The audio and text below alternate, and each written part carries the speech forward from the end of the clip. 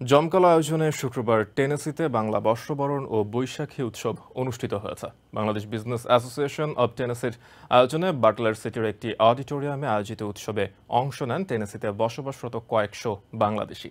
পবিত্র কোরআন তেলাওয়াতের মাধ্যমে শুরু হয় অনুষ্ঠান। এরপর বাংলাদেশ ও আমেরিকার জাতীয় সঙ্গীত পরিবেশন করা হয়। নার্গিস পারভিন ও মাসুদ হাসান তরুণের সঞ্চালনায় অনুষ্ঠানে বক্তব্য রাখেন বৈশাখী উৎসবের আহ্বায়ক সৈয়দ আক্তার হোসেন, সানাউল্লাহ সানি, শেখ মহিউদ্দিন আহমেদ সহ বেশ কয়েকজন। উৎসবের সবচেয়ে আকর্ষণীয় পর্ব ছিল সাংস্কৃতিক অনুষ্ঠান। ফোক সম্রাজ্ঞী মমতাজ ও এসআই টুটুলের মনোমুগ্ধকর পরিবেশনায় নেচে গেয়ে বাংলা নববর্ষকে বরণ করে নেন বাংলাদেশিরা। আসলে একটি প্রোগ্রাম সফল করতে হলে এর পিছনে অনেক কাজ থাকে।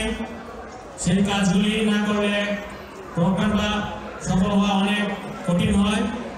তাই আপনাদেরই পরিশ্রম, আপনাদেরই ধৈর্য এবং আপনাদেরই প্রচেষ্টা কমিউনিটি সকলে মনে রাখবে বলে বিশ্বাস করি। নিউ ইয়র্ক থেকে সম্প্রচারিত TVN 24 টেলিভিশন বিশ্বজুড়ে বাঙালির কণ্ঠস্বর।